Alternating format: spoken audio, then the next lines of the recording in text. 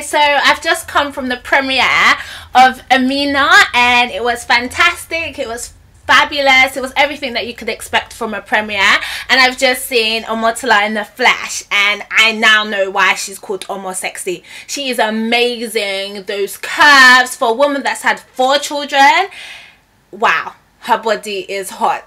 If I say so as a woman, I don't know if I'm allowed to say that, but hey. But anyway, back to the movie. So the movie is called Amina. For those of you that haven't seen the trailer, you should go and see it. It's basically about a woman called Amina who's played by Omotola, who has a mental breakdown. So the film kind of starts from the end, starts from the mental breakdown, and kind of you see flashbacks of information, little bits of her life that could tell you why she has a mental breakdown. The film's been dubbed the first British Nollywood movie, and it was exactly that. Basically, it has British actors, it has African actors, and they all work together for this one vision, and they do it justice. I mean, for something that was set in London with British actors and Nigerian actors, you know, you couldn't tell that they were from 2 different worlds. I mean, you know, it was fantastic.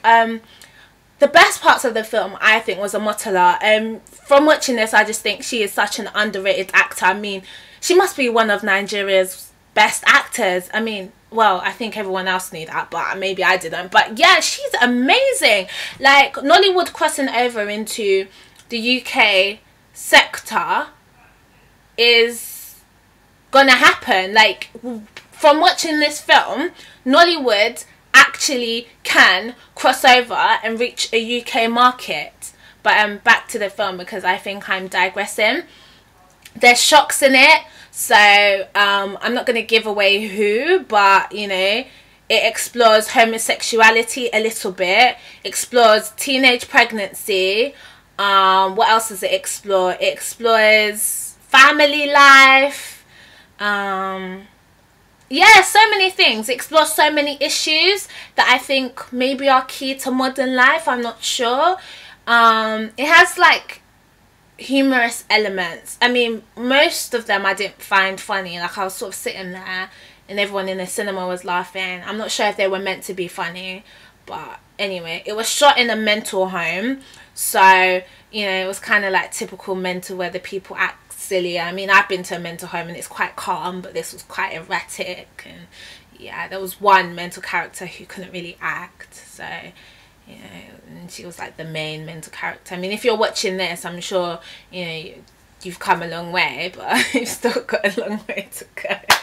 But yeah, Omotola did fab in the film. Bad points, it was a drama, but it just had too many moments where people were just laughing. I don't know if they were laughing because it was meant to be funny, or they were laughing at the movie, like, oh, look at that gone wrong, and you know, so you didn't really feel sucked into it. So I'm not sure if that's because my brother kept talking to me, or whether, you know, the character just didn't draw you in. You couldn't really relate to her. She had so many issues, like teenage pregnancy, you know, and then there was all these issues that you couldn't really relate to. She wasn't really an African mum, and she wasn't really like a European mum. She was somewhere in between. Another issue that I think I had with it as well is, well, I've talked about the humour, but the humour kind of took away from the drama element of it.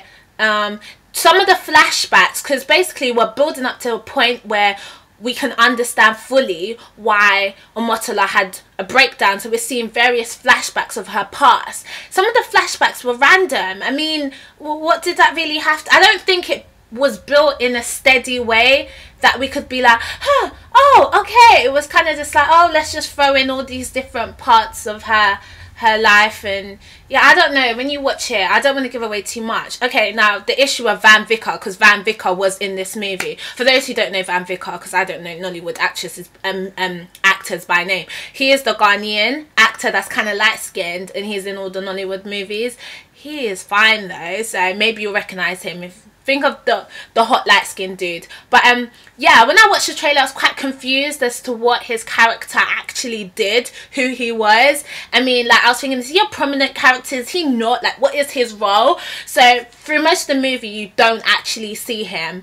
and then when you do, it's like not for that long, or he doesn't speak, and so he's not that prominent in the film. I mean, if you're a Van Vicker fan, maybe that isn't the best film to watch of Van Vicker, because it's all to do with Omotola. It revolves around Omotola. The whole film is Omotola. The psychiatrist is played by I don't know his name, but he's a British actor, and he does quite well. I mean, I think he does remind me of a psychiatrist. Did I say it wrong before? But anyway, I think he does remind me of psychiatrist. But at the end, they try and give us an insight into his life, and it's like, why give us an insight into his life? You didn't do it throughout the rest of the film. This is about Omotola, so that was random. But on the whole, for a Nollywood, I mean, it's bad to say this, but for a Nollywood movie, it was good. I mean, it kept to a storyline, which, you know, maybe that was the reason why I couldn't connect with the character, because it kind of dragged a little bit, but it kept to a storyline. You know, the quality was good. Omotola, she was great at acting. I mean, you saw her in all forms, you know, in her down points, her up points, as a businesswoman, as a family woman, as a mental woman, and she could play all of the roles, so she was fantastic. So kudos to Omotola, because she was amazing. Even in the flesh, she was amazing. I was just like in awe, like starstruck kind of. But yeah, so that's the film. I mean, this is my first film review. I normally write film reviews, but my website, afriversal.com, everyone go and check it out. It's down at the moment because we're trying to fix it and just do some great things with it, and it will be up in 2 weeks. So that's why I'm doing a spoken one. So please don't criticize me too much, because obviously it's my first one and I will get better. If not, I'll just go back to writing, because writing is my thing. So yeah, it's a film that everyone should definitely see. It's a must see.